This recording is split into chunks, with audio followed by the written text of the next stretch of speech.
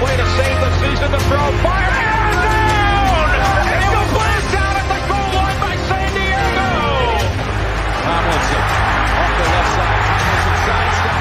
Hello, history books. Think they have to now. Here's Sproles. Sproles inside the 10, inside the 5, and the Chargers win the game.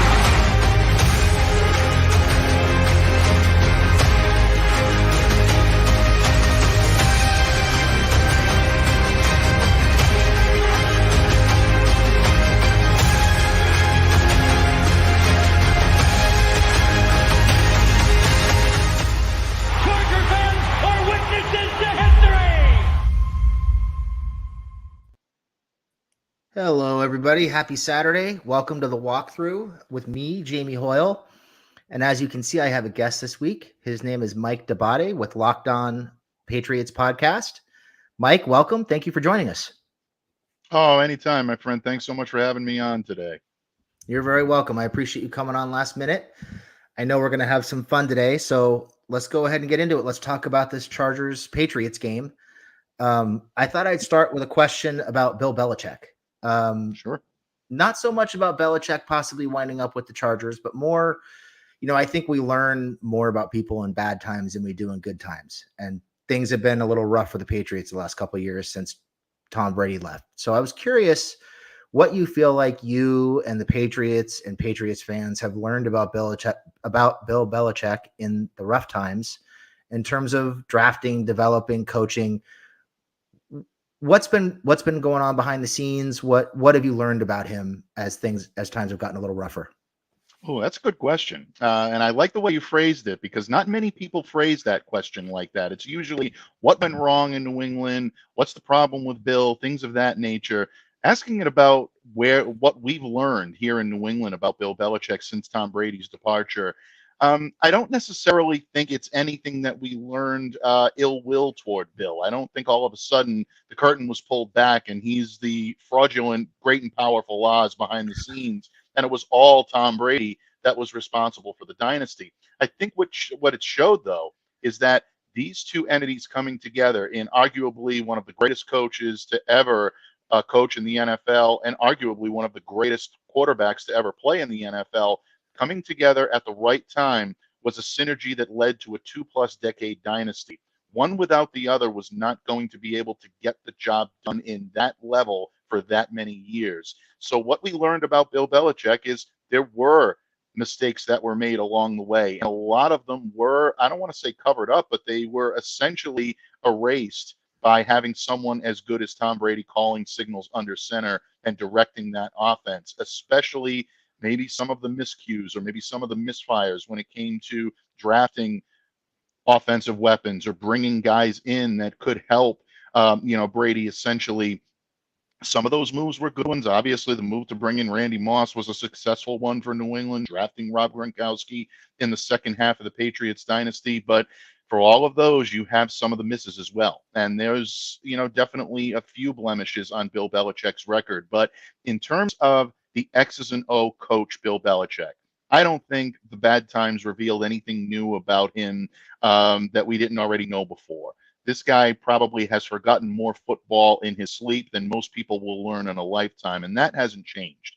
But the one thing that you're seeing now is the struggle when you don't have the supporting cast around you and the guys that buy in to the Patriot way that they've had for the last 2 decades. You don't have Tom Brady leading them in that locker room anymore and getting them, I don't want to say fired up, but essentially getting everyone all on the same page. Yeah, that's a problem. So is Bill Belichick good enough alone to be able to resurrect the dynasty without the solid supporting cast of players he needs to coach? No, I think you're seeing that now, but I also don't believe that it's a situation where he's being exposed because you hear that a lot, especially in the national media. Bill Belichick is still a very intelligent football mind, and no matter where he coaches next year, whichever team is going to be subject to that wisdom and counsel, as I like to say on Locked On Patriots, it's going to be a fortunate team. So you mentioned something. You mentioned the buy-in, buying into the Patriot way. And I'm curious, do you think that the NFL has evolved to the point where maybe you're not going to get players of this generation to buy into the Patriot way? Do you think they can still make that happen? Or is it have they reached a point where maybe they need to move on and find a new Patriot way? Yeah, I think it's a little bit of both. I think you have to adapt with the times. Obviously the modern athlete is a little bit different from that which was coming up, and maybe a rookie or hungry to be able to latch on to a team that had a chance to win a championship. You're not finding that as much anymore. It tends to be more individualized than it does toward the team concept. And I think that's across the board in all of professional sports. But if you have the right person at the helm as a player, now, I'm not necessarily talking about as a coach, because the coach can give you all of the wisdom and the counsel that he can possibly give. But if you don't have a player that's commanding the respect of everyone in that locker room and is getting everyone to buy in and believe in it, it's never going to work. I do think there are some circumstances in the NFL where the Patriot way could still work when you have someone that is like a Patrick Mahomes in Kansas City, buying Andy Reid's type of leadership. I'm not saying that they're like for like. I'm not comparing Andy Reid to Bill Belichick, but that type of discipline and that type of way really requires the proper captain at the helm to be able to get all his teammates on the same page. That's going to be the challenge for New England. I'm not necessarily sure that the players that are playing today would buy into the Patriot way. And to tell you the truth, I'm really not sure they should. It may be that the game has passed a little bit for that specific system to work. If Belichick is going to evolve, he needs to evolve with the times as well. So I think it really is a little bit of both. I think most of it can still be effective in the NFL because the tenets are pretty much the same: winning at all costs, team first, always go out there, give your best, do your job, and be versatile. But at the same time, that type of extra discipline that you put in that layer on top can rub players the wrong way. And I think you're seeing that in New England right now with the lack of success they've had since Tom Brady has left. Yeah, I think you make a good point about evolving. I think the league is evolving. And I guess the question is, if he's going to coach somewhere else, whether it's the Chargers or wherever it might be, is Belichick, does he want to evolve? Is he able to evolve? And where do you go from here? Because I think you're seeing some things from Patriots players right now that you never would have seen in the past 20 years. Things like Jabril Pepper is saying this team is ass on the field, things like that. That never would have happened. It never would have flown. Brady would have cut that down in a heartbeat. It just seems like in this day and age, in this generation, players are looking for clicks. They're looking for people to catch their brand, to pay attention to them as individuals. Is Belichick capable of evolving in that way and dealing with those kinds of players? Having covered Bill for the last 6 years now here in New England, yeah, I do believe he can adapt. Look, it's going to be a departure in philosophy from him. Bill came out as one of the least interested social media active coaches in the NFL, maybe since the advent of social media. When you get up there and you start referring to it as snap face, you're not exactly sending it a Valentine. I think we can all tell what Bill Belichick feels about that type of self-promotion. But I also think that he realizes, especially over the last couple of years, that it's so important to the players that are now coming up through the system, younger players that, like you said, want to increase their brand. And they should. That's exactly the type of society in which we live. So naturally, the game has to evolve. Coaches have to evolve. And Bill is smart enough to realize that if he's going to get a team to buy into his philosophy, even if it is a watered down Patriot way from what we've seen in the past, he needs to evolve. So I think he's smart enough to realize that. Now, the question is whether or not even that watered down type of Patriot way, that watered down type of disciplinary faction that this team has always had the reputation of being, would go somewhere else. And that's where I think it goes back to having the right players at the helm, veterans that have been in the system before, understand where Bill is coming from, and help him to be able to reach the guys in that locker room. And then when you have a strong presence, an alpha presence as a captain or a quarterback or someone that can get everyone on the same page, that's where you're going to see it work. To be honest, you have a lot of those elements in Los Angeles. You've got a good, solid veteran team. If they keep it together, guys like Bosa and Mack on the defensive side of the ball. On offense, Justin Herbert, even though he doesn't have a reputation as being necessarily a vocal leader, a la someone like a Brady who's going to get in your face or whatever and make sure that you toe the company line, he's also developed enough cachet just from his talent alone. People are going to listen to him. New England doesn't have that right now, and they don't have that leadership coming from the players. That's why I think you're seeing the Belichick system falter so much this year.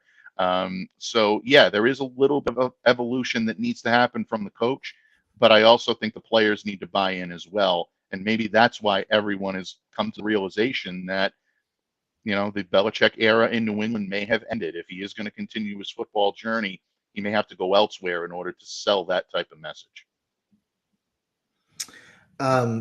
You mentioned earlier, people buying in and kind of Brady elevating the people around him.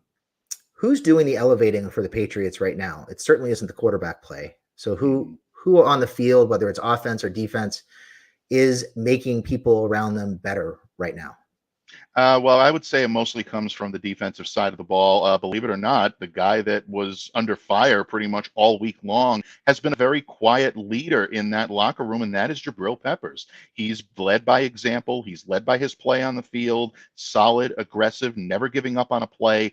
Those are things that Patriot players were always noted for in the glory days, guys that would always do their job no matter what job was given to them, whether it be playing in the box or whether it be playing at the free or whether it be moving up, playing a hybrid linebacker or even a defensive back. This is what Jabril has been doing all year long. So I look at him as someone that can lead by example. Obviously, the alphas in the room are still the old guard, the guys that won championships in New England, like a David Andrews as a center, helps keep that offensive line together. Matthew Slater, the special teams ace, who I believe will be a Hall of Famer someday. His prowess and his reputation has allowed him to reach players that maybe other guys don't have the ability to. But you've got a lot of young leadership on this team. I want to say leadership buds that are there, but not necessarily blossomed yet. And that's what they were looking for, I think, from the quarterback position this season. Unfortunately, just the play all around them and injuries and difficulties connecting with the coaching staff has really led to the product you're seeing on the field right now for New England. Talk to me a little bit about the quarterback play. I've watched their last 3 or 4 games. It wasn't much fun to watch. It seems like they were relying on the offensive line and the skill players to elevate the quarterbacks, but that doesn't seem to be happening. And the quarterbacks aren't elevating anybody. So what are the quarterbacks doing well? What are they not doing well? What do you expect from these guys on a week-to-week basis? Well, that's been the problem. We really don't know what to expect from these players on a week-to-week basis. There have been seedlings of success that you've seen throughout the season. Mac Jones leading a touchdown drive against the Buffalo Bills to win the game in week 7 almost made people start believing that maybe there was a starting caliber quarterback that could lead this team back to prominence. But we've seen so little of that this year. It's been mostly inability to make sound decisions when most needed. That's been leading to a foundering, especially of Mac, because he's been the starter now in every game to date, with the exception of the one that we're going to watch tomorrow. It's led to a foundering of his confidence. And because his confidence is shaken, his mechanics have been off. His footwork has been sped up. He's not playing in the same rhythm with his offensive line, his running backs, and his pass catchers, most importantly, which has led to ill-timed throws. Either the throw arrives too quickly, too late, not on the spot. I won't put all of it on the quarterback because there are difficulties with the receivers as well. Guys are not running the correct routes. It's led to an abysmal showing on offense for New England. And when you're reliant on an offensive line to block and the running game to get going so you can facilitate play action, which is where your quarterbacks are at your best, the offensive line has been in flux this year as well. A lot of injuries to a lot of key players: Trent Brown, Cole Strange, Riley Reef. These guys have all spent time on the injured list. Michael Wainu moving over to the right tackle position has been a very good move for New England. It's the only reason why you're seeing the running game wake up a little bit. But other than that, it's been very, very few and far between that we've seen any signs of life. And they keep turning the ball over early. And especially in Mac Jones's case, he seems to be a quarterback right now that is heading into a snap, heading into a huddle, anticipating something going wrong each and every time. If that is indeed the case, and reports around the team say that's the general consensus, yeah, it's not a surprise why they're pulling him and they're going with Bailey Zappi this week. It's not so much because they see so much in Zappi that leads them to confidence that this guy could be our future. think it's the only move they have to make right now. Zappe may give him a little more confidence, a little more consistency this week, but he hasn't exactly shown, the world that he's capable of carrying the reins either. It's just not easy times in New England right now. It's difficult. And outside of New England, I know no one is shedding tears for them, but from someone that's covered this team in good times now and in bad, it's tough to see a Bill Belichick coach team playing as such. But, it's the hand they were dealt and the hand they kind of dealt themselves as well. Yeah, I was really blown away by some of the throws that Mac Jones can't make, that he's struggling making, particularly throws outside the hashes and outside the numbers. Intermediate and deep outs that are just floating. It's like he's aiming them. He's not throwing them with any conviction. He just looks lost throwing anything other than a slant or a post or some kind of an angle route. There's just not any confidence or comfort at all with what he's doing, throwing the ball outside of the hashes and really outside of the numbers. Yeah. And I think in a way, you're absolutely right on the money. And what opposing teams are doing is they're picking up on that. They're seeing that Mac is not handling pressure well, whether it be pressure from the middle part of the defensive line, the interior, or whether it be problems from the outside. And this is where he really struggles, is when you start blitzing him from the second and the third level. And really, I mean, it's been awful this year as well. He's getting blitzed from the top level as well. It causes him to open this to open at the top of his drop in the wrong direction. And when he does that, his mechanics completely go off kilter. And that's why you're seeing so many errant throws and so many problems in his mechanics. And in a lot of ways, you hoped that Bill O'Brien coming in was going to fix a lot of that, because we've seen this from Mac now really a lot of last year, and even in the elements of his rookie season in which he performed relatively well. When he had difficulty, it was always that second and third level that tripped him up. Last year, we saw all three levels come after him, and this year we're seeing it again, and we're just not seeing enough improvement from Jones in order to warrant him to continue to be out there. So, yeah, I think that's an excellent observation, especially from someone that doesn't regularly watch the Patriots. It's nice to know that the stuff we're seeing on a weekly, daily basis is being picked up around the league as well. And I don't think it's really a secret, as like I said, as to why you're seeing a new guy under center this weekend. So do you expect them to run similar routes and similar concepts with Bailey Zappe? Are they going to try to get the ball down the field with him? Is it they're going to try to simplify and keep it short? What do you expect on Sunday? I think they're going to do a little bit of both. I think they're going to simplify and keep it short. I would like to say that the Patriots may take a few more shots downfield with Bailey Zappe in there, because technically I think his arm is a little stronger than Mac Jones. But the problem is Bailey has not shown on a consistent basis that he's able to get the ball downfield. He's also having problems picking up his reads. He didn't complete a pass over 5 yards on last Sunday, in mop-up duty when he came in. It's very difficult to say that this team is going to be able to move the ball with a lot of effectiveness on a regular basis. Now, you have the small sample size of what he did last season. That was in a very simplified version of the Patriots offense, and Bailey ran it well. The problem with trying to replicate that is teams are going to recognize it right off the bat, where you kind of caught them off guard a little bit last year, especially in the games against Detroit and Cleveland, where he played very well. These were issues that started to pop up in training camp, in preseason. It actually led to his release at the end of training camp, and then he ended up coming back. So I'm cautiously optimistic that the Patriots may be able to find a little more rhythm under Bailey Zappe, but I would not look for any drastic changes or any type of really big departures from what they've done schematically so far. I just think they'll run a more simplified version and maybe on occasion try to catch the defense off guard, but it's going to be more of the same of what you've seen. Maybe just a little more consistency, and if Bailey plays with a little more confidence, you can probably expect to see fewer turnovers and more completions. But other than that, this Patriots offense is still a ways away from being a competent NFL group. It seemed pretty stagnant to me. Not a lot of pre-snap motion, not a lot of misdirection, not a lot of creativity, period. Very stagnant, very predictable, very vanilla. And I don't know if that's a function of what they have to do for Mac Jones to understand what's going on, and now Zappe, or if it's just how they want to run the offense. But it just seems very predictable. and it's easy Yeah. to get bogged down. What I did notice is it seems like the offensive line is playing pretty well. They have a lot of success running the ball inside. A lot of runs behind their guards who are playing pretty well for the most part. A pretty diverse running game. They run outside, they run outside zone, inside zone. I saw some power, some traps, things like that. So they're pretty well rounded in the running game. And it seems like I would expect them to come out and try to run the ball down the Chargers' throats with some of the troubles the Chargers have had stopping the run. What do you think about that?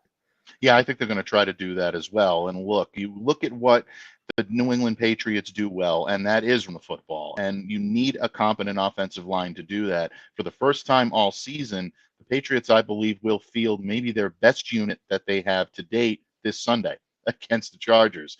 Trent Brown is still battling some injuries, but when he is in there, he is someone that can give you a large presence on the blind side. So if you're worried about Bailey Zappi's protection, Trent should be able to do that, and Wayne can do it on the right side. Now you're looking at this interior of the Patriots offensive line and being able to block effectively and spring guys like Ramondre Stevenson and Ezekiel Elliott. They've been pushing the line of scrimmage, and they've been doing a very good job of that. They have to continue to challenge this Chargers defensive front. If they can do that successfully, regularly, Ramondre showed enough to be able to break tackles, to be able to utilize his strengths, power run when he needs to, but also be able to turn on his speed and be able to get out. And Ezekiel Elliott has been a phenomenal compliment in the backfield all season long, not getting necessarily the looks he should because of the Patriots' problems up front. But now that the line has figured some things out, he's getting additional touches as well. New England's going to be a very heavy run, first team on Sunday, and the Chargers are going to be ready for that. So to me, I think that's a key matchup to watch. Can the Chargers keep this team from running the football early? If they do, it's going to be a long day in Foxborough for the home team. Yeah, I'm curious. How are teams going about pressuring Patriots quarterbacks right now? It seems I saw some struggles from Cole Strange with swim moves and outside counters. Maybe some stunts in games, things like that, the occasional blitz. How are teams having success getting to the Patriots quarterbacks and attacking the offensive line? Yeah, you're getting a lot of it from the second level of the defense, basically. The teams that have had most success against Mac and even against Bailey, because we saw him pressure a little bit last weekend. These guys are getting out, they're getting in front, they're utilizing mismatches when it comes to having either blocking problems from the offensive line, utilizing mismatches when the tight ends have to get into to block as well. And that's where linebackers at the second level are pinning their ears back and getting to Mac. You're also seeing some of it come from the third level, which the secondary, the safeties, they've been able to get after him a little bit. And again, it goes back to what I talked about before. It allows the defenders to be able to force the Patriots quarterback, in this case, Mac Jones, to go in the wrong direction, open in the wrong direction, to forget where they need to be, or it's not necessarily forget, but confuse them to the point where they're not sure exactly where their receiver is going to be at any given time. They try to make up for it on the fly, but it hasn't been successful. So that, I think, is where the Chargers are going to look to try to put some difficulty, and really, I think, try to put a great deal of pressure on Bailey Zappi on Sunday. Khalil Mack is playing in another level right now, and I expect him to be a huge problem for this New England Patriots offensive line to contain. If he starts getting his hands on Bailey, it's going to be a really, really long day for New England. But I also look for someone like a Derwin James, who's capable of doing so much in that backfield. I would look for him to maybe be someone that could possibly get pressure on Bailey as well, because this team is well suited up front right now to try to withstand what the pass rush is given. But from the second and third level, that's where they really have their big difficulty. Yeah, I don't know if you're aware, the Chargers have moved Derwin to the slot in recent weeks. Last week, he played almost exclusively in the slot. The week before that, he was in the slot and he played some deep safety and some box safety. So they're trying to get him closer to the line of scrimmage so they can use him as a blitzer more often. Mm-hmm. Saw some flashes of that against Baltimore last week. I think they might be more inclined to go that route with the blitz and Derwin this week, just because I don't really see any of the Patriots weapons standing out as somebody they have to worry about matching up with Derwin. Right. It's not like they need Derwin in coverage to shut down a Zay Flowers or whoever it might be. I Right. feel like the Chargers can match up pretty well with the skill players for New England, which is not something we've said at all this year because their secondary, actually their second and third levels are awful. They've been really bad all season. But this seems like a matchup where they can kind of put 8 in the box and they can dare the Patriots to beat them deep and hopefully play some tight man coverage and just smother the Patriots wide receivers, because without Demario Douglas, it just doesn't seem like there's anybody that you really have to worry about getting to the second and third level of defense on this offense in the skill room. Yeah, absolutely. The only other guy on the roster that I would say they'd really have to watch for would have been Kayshon Boutte, and he's going to be out as well. So I think that's an excellent point. And yeah, I did see a little bit of Derwin mixing up a little bit. I didn't realize he was utilized that heavily in the slot as well, but it makes sense given his skill set. But I agree with you. I think if they do use him as someone that can pin his ears back, get after the quarterback, it's a much more better resource to try to nip it at the bud than rather spend an extra body trying to contain pass catchers, which right now are very few and far between. New England has not had that much success with guys getting open and getting significant yards after the catch, something no one expected when Bill O'Brien took the reins here as offensive coordinator. That's what he's predicated on. Simply has not happened. Yeah, I think you'll be surprised when you see some of the coverages the Chargers run too. One of the reasons they've been so bad is they play a lot of quarters, almost a majority quarters, and you'll see them play some cover 6 as well, and they'll give 8 to 10 yard cushions on 3rd and 2. They're so afraid of getting beat deep that they're just playing way off and allowing easy completions in front of them, and they're not very good tacklers as a group at the second or third levels. So they're just struggling with big plays. This could be a week, even though I don't think the skill players are all that great for the Patriots. This could very well be a week where you see guys wide open in the middle of the field, up the seams, things of that nature, just because it's what the Chargers have done almost all year, with really the exception of maybe 3 or 4 games.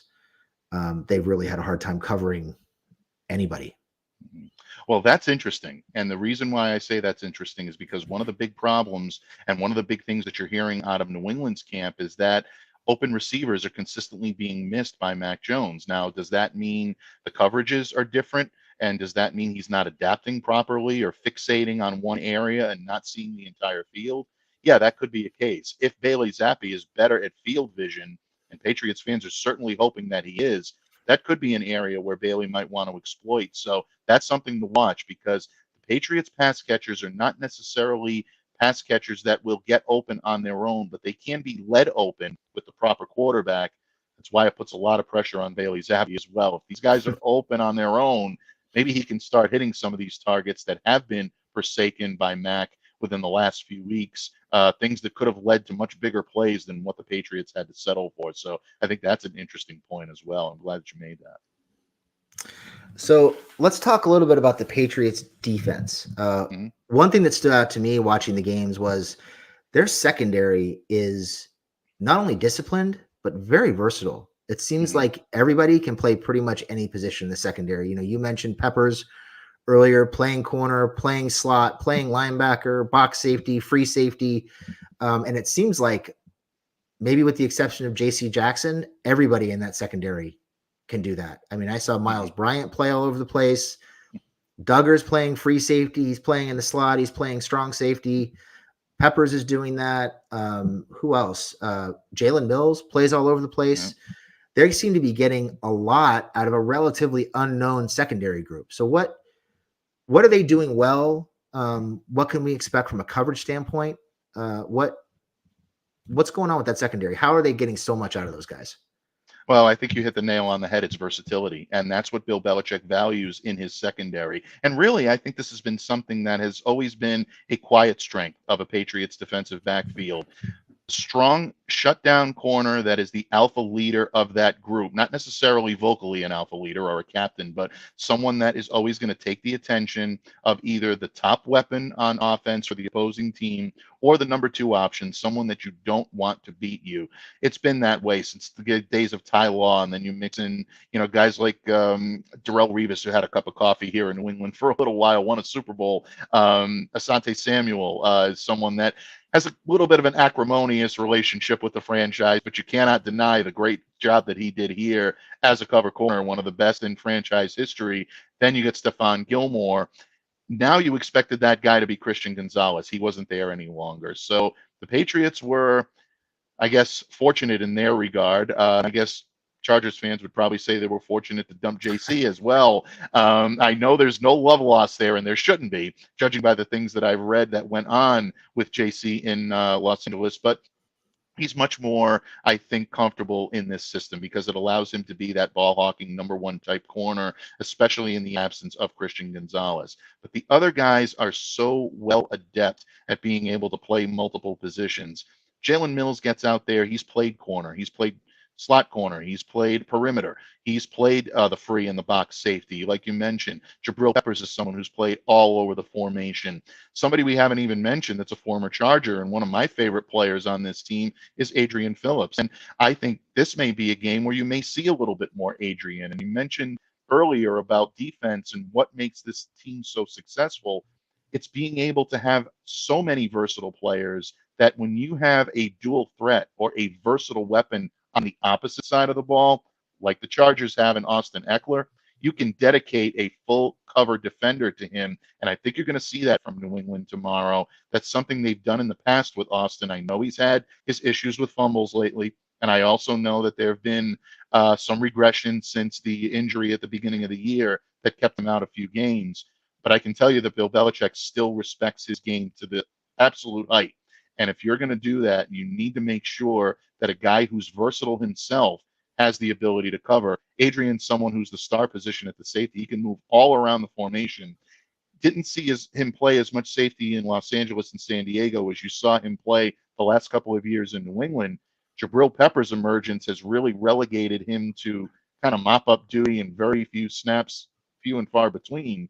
But that doesn't mean there's still not a great deal of confidence in that room. I think you might see Adrian help out and defend a little on Austin tomorrow because especially if Keenan Allen is going to be banged up, we're not completely sure, I guess, at the time we're recording this, whether or not he's going to go or not, listed as questionable officially. If that's the case, does that free up Jonathan Jones to be able to help out with the receivers a little bit more? New England's got their work cut out for them, but they are well situated with versatile players that can play all over. And again, Jones is another one. He started as a safety at Auburn, so he knows all about playing multiple positions in that backfield. It's simply what Bill Belichick just does. Man, I wish the Chargers could do that. They've had so many issues in the secondary, at safety. Really, like I said, at the second and third levels, they've had a lot of issues. No, I mean, they even have the same issues on offense. There's no versatility. There is no flexibility. It seems like everybody is redundant in one way or another to each other. They overlap in some way, and they just don't have an answer when somebody's struggling and guys are playing out of position constantly. You mentioned Adrian Phillips. He's a guy that Chargers fans loved, and they were very disappointed to see him get signed away. He was a guy who, I mean, he's really, you talk about being a self-made man in the NFL. Adrian Phillips is a self-made man. I think he was cut 10 or 12 times by the Chargers before he finally caught on permanently and got that contract from the Patriots. And his play, trying to think of what season that was, 2016, 2017, they started playing more nickel under Gus Bradley, and they got Phillips on the field basically on second and third down, and he transformed their third down defense. Like you said, they'd man him up on the running back. He'd follow the running back all over the place and make plays all over the field. He was phenomenal. We were all sad to see him go, and I saw him pop up in one of the games recently. I'm not sure if it was the Colts game. He was on the field quite a bit, and it seemed like he might have been out there shadowing Jonathan Taylor. So that's exactly right. that was his greatest or his largest snap count to date this season. Again, the emergence of Peppers and the crowd in that backfield has prevented him from seeing time, but Adrian is someone I've loved covering since the moment he came through the door here in New England, and just a jack of all trades, Swiss Army knife that you can always depend on. And I still think he's the best guy in that secondary to be able to stop what Austin does well, because he can run and I think this year, and correct me if I'm wrong, because I mean, you see this team a lot more than I have, but it seems like Austin is even more effective as a pass catcher rather than a rusher this year. That injury to Corey Linsley has definitely hurt the Chargers' ability, or that offensive line, to open holes for a running back. And I know Austin's been hampered by the injury and hasn't been the same player, but it seems like that's contributed to him being utilized, I think, more as a pass catcher than a running back. I mean, that's kind of always been his thing. I mean, he was effective as a running back, but he caught over 100 passes last year. And I think he had 80 catches the year before that. So yeah, it was a career high for him last year. I believe. So, yeah. So his thing has always been catching those swing passes, the screens. He's actually always been a really good route runner out of the backfield. They could put him in the slot and have him run routes. At times they have, when they've been banged up at wide receiver, they've had him play some slot. So he's a guy they like to move around. I think what you'll see, if you haven't seen a lot of him this year, you'll see I hate to use this word, but I think he's diminished at this point.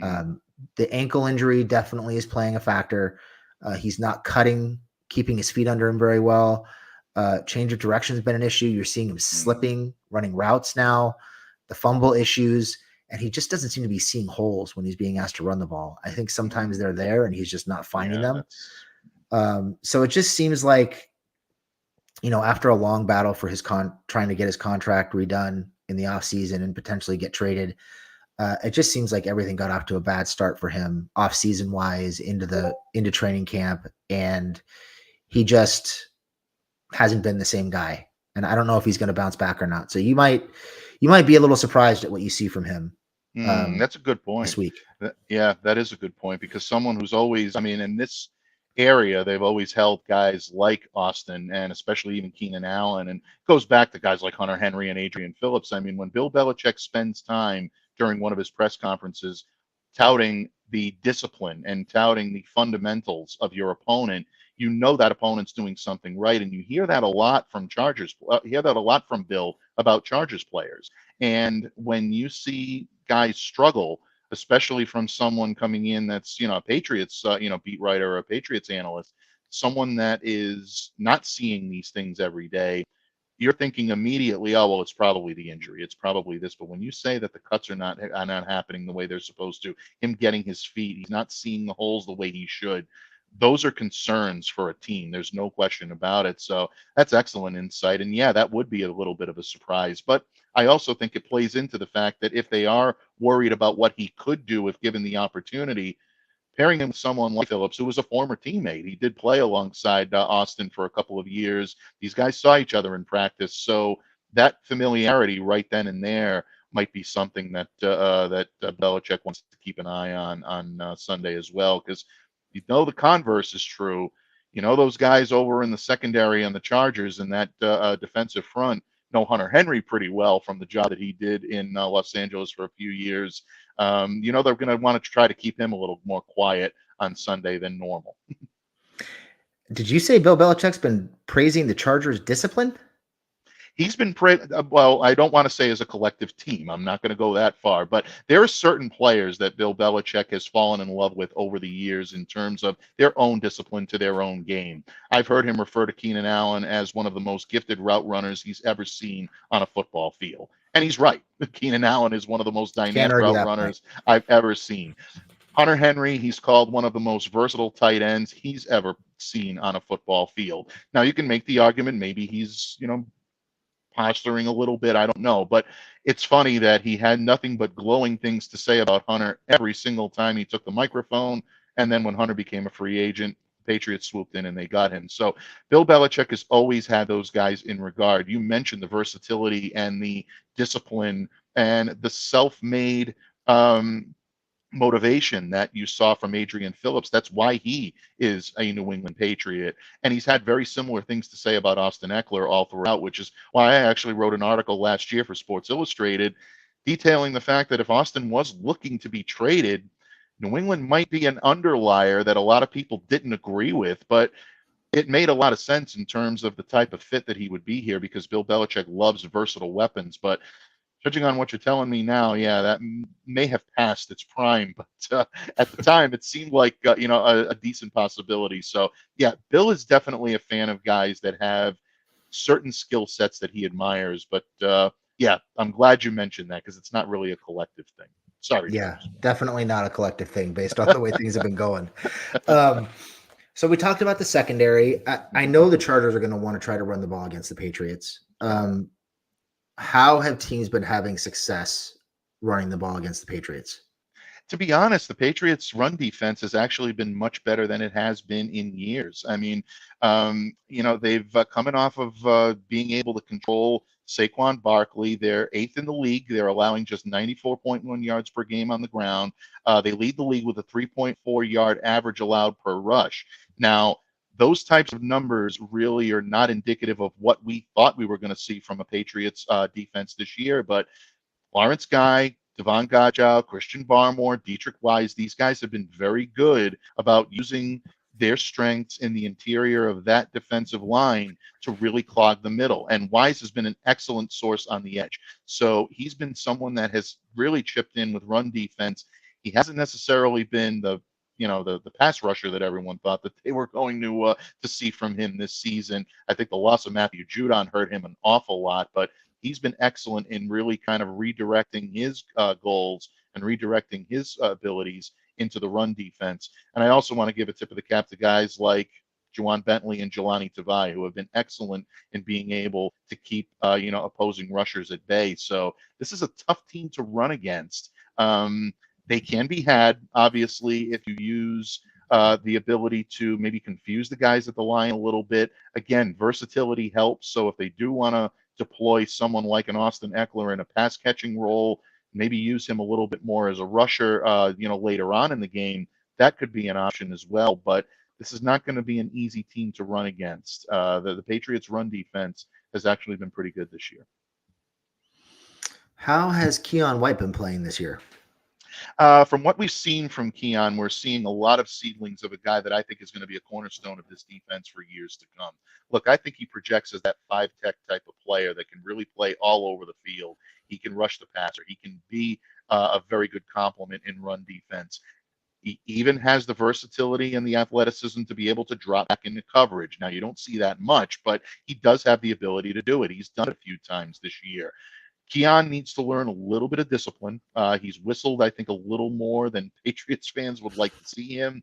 Not necessarily in volume, but at the time that he's whistled, it usually doesn't come at the best of times for New England. You can get him off-tempered a little bit, and that can lead to some things from Keon. But he's one of my favorite draft picks that the Patriots have. Obviously, Gonzalez never got a chance to come to fruition this year. I still think he's as solid as they come, and I can't wait to see him continue what little bit we saw of rookie prowess this year into his second season. But Keon White is someone that you can build around. I love what I've seen from him. He's not going to be a difference maker this year, which means I don't think you're going to see him make a huge difference in the outcome of this game tomorrow. But keep an eye on him because he'll make plays here and there that'll show you the prowess that the Patriots saw in him when they took him in the second round out of Georgia Tech. It seems like the Patriots like to blitz from the third level of their defense quite a bit, use the creeper kind of zone blitz kind of concept, and play a lot of man coverage and just trust their guys to cover. Where is the pressure coming from? Are they having success getting to quarterbacks right now? And are they having to rely on the blitz a lot? Yeah, they're having to rely on the blitz to get pressure. Look, pressure is not necessarily the problem. Guys have been able to pressure the quarterback. Christian Barmore has been excellent in that department this year. It's getting home and being able to sack the quarterback, being able to put him on his heels.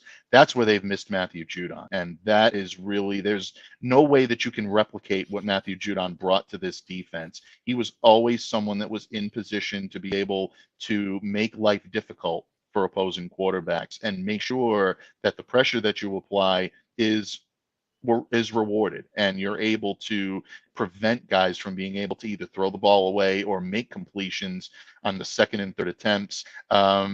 It's been a challenge for the Patriots. It's been a double-edged sword because the pressure has been okay, but in terms of sacks and volume, this team has been nowhere near what it has been in the past. Again, without Judon, Josh Uche has regressed and has not been the same type of player that we're used to seeing. So against a guy like Justin Herbert, it's going to be so difficult for the Patriots to be able to reconcile that type of regression and show that they can still get after and make life difficult for him. Last couple of weeks, the Patriots have been fortunate in not necessarily playing guys that are at the top of the heap when it comes to being able to complete passes. And, regardless of any situation, they're going to face one this Sunday, and it's going to be a problem for the Patriots in order to be able to play through it. How is Herbert seen by New England fans? He's kind of, for whatever reason, he's become kind of a polarizing figure in the NFL. People either seem to love him or they want to kill him for whatever they think his shortcomings are. So how do New England fans see Herbert? I think there's a lot of respect for Justin in his game. Look, you look at the way he's predicated, what he does well.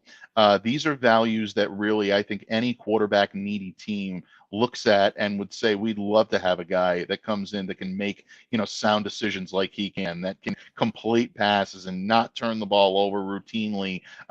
Again, you have to remember what Patriots fans are seeing at the quarterback position this year. So anything is going to look like a step up. And it pains me to say that because, these are human beings I'm talking about that are calling signals for New England, but it's just been a very difficult year for Pats fans this year.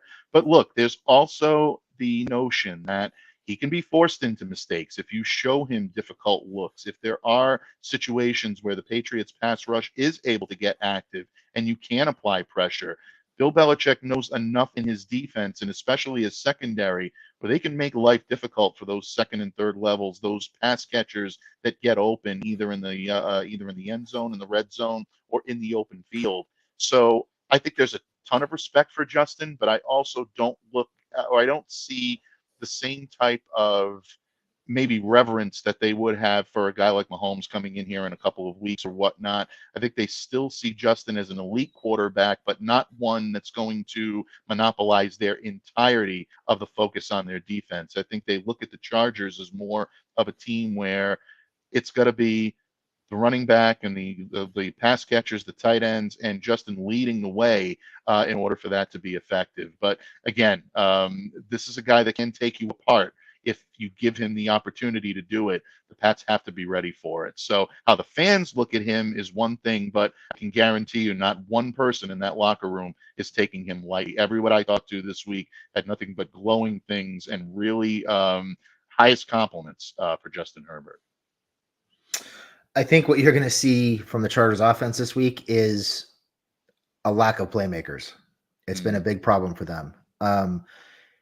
If Keenan's on the field, that changes a little bit. Obviously, you mentioned he's one of the top 2 or 3 route runners in the NFL, if not the best. But other than him, with Mike Williams out, they're really struggling finding ways to get guys open. Williams being out, Josh Palmer being out. Josh Palmer too. Yeah. That's a big challenge for this offense. They haven't figured out how to get Gerald Everett involved on a consistent basis. You'll see him flash for 2 or 3 plays a game and then disappear. They've been trying to get Quentin Johnston involved, but they're using him like a jump ball wide receiver, trying to get him 50-50 opportunities. It's not what he does well, and he's not catching the ball well. And right now he looks like he doesn't want any part of having the ball thrown his way. They're having a hard time getting open, creating separation on a consistent basis, and it's leading to Justin staring Keenan down and trying to force throws to him. So I think what you'll see is probably some coverage sacks at times. Justin holding the ball, waiting for guys to come open instead of anticipating openings and throwing guys open. That's been kind of a bugaboo for him this year at times. And then on gotta have it downs, 3rd and long, especially towards the end of the game, it doesn't take much to get to him. All they got to do is send an extra guy or 2 from one side of the line. They're going to confuse the blocking scheme and they're going to get home. You see it every week at the end of the game. They've got to have it down. They've got to have a drive, overload one side, send 4 guys on one side. You're going to get a free runner because the Chargers just can't handle it. Yeah, absolutely. No, I think that's very well said. And look, I think in a lot of ways, the Patriots can relate on, players that may flash a little bit and then disappear. You mentioned the tight ends. I think you're seeing that in New England. Mike Gesicki, you'll see him flash for a period, and then all of a sudden things are not going well there. Last week there was a very big disconnect between he and Mike Gesicki about the correct route being run, and Gesicki was running one way and Mac was throwing the ball the other. These are difficulties that really you don't usually see in New England. And Pharaoh Brown has been one of their best gadget players. He's been one of their best chunk play guys that can get you big yardage, with the exception of a couple of games where he's been able to make a difference on offensive drives. He's almost completely disappeared. Other than being a sound run blocker, you're not seeing much of him. So I think Pats fans can really relate to that, in terms of not having the proper weapons to get open and to make life easier on your quarterback. I know it stings a little bit more in Los Angeles because the talent level at quarterback is much different in your room than it is here in New England right now. But I think that same concept still stings no matter what situation you're in offensively. Definitely. I can agree with that. All right. Well, let's do a quick prediction. What do you think happens tomorrow? Well, I think you're going to see New England come out a little bit on the aggressive side, on the offensive side of the ball. I think they feel they have something to prove, that maybe this change was something Bill Belichick needed to make, and that the Patriots still have some talent on that side of the ball. But I don't think you're going to see enough of it, or enough of it consistently, in order for them to get the win. I think the Chargers can be kept at bay. I'm not going to say that they're going to come in and be able to run roughshod over this defense. I think the Pats defense is a little bit too good to allow that on their home field, but I think this is going to be a close one, maybe seesaw matchup back and forth at times. I like the Chargers in this one by a field goal. I think they take it 20-17. Again, I just think there's too much talent out on the visitors' side of the bench right now for New England to be able to pull this off. But I think they will. In terms of the Patriots, I think they'll look a little more disciplined tomorrow, which is why I think they'll be in the hunt for the majority of the game. So I kind of think the Patriots are going to try to, quote unquote, take the air out of the football. I think they're going to try to keep Herbert off the field and on the sideline by running the ball, and they're going to try to keep it close. My guess is the Chargers are going to be emboldened by Bailey Zappi starting a quarterback and be on the attack. Kind of like what you saw them do against the Bears and against the Jets, Right. where they had no respect for the quarterback play and they just throttled those teams with their pass rush and blitzes. And they were, they attacked the quarterbacks with reckless abandon because they knew they couldn't hurt them. Right. And I think we'll see some of that from the Chargers on Sunday. I think it'll be close for most of the game because every game the Chargers play is close, no matter who they play for the most part. But I have a feeling this is going to come down to a couple of late turnovers on short fields by Bailey Zappi. I just think they're going to get to him. You're probably going to see a sack fumble, maybe a pick, set the Chargers up in good field position. I think the Chargers probably win this by 2 scores late. I'll say 24-10. I just don't think. I would be very upset if the Patriots scored more than 10 to 17 points in this game.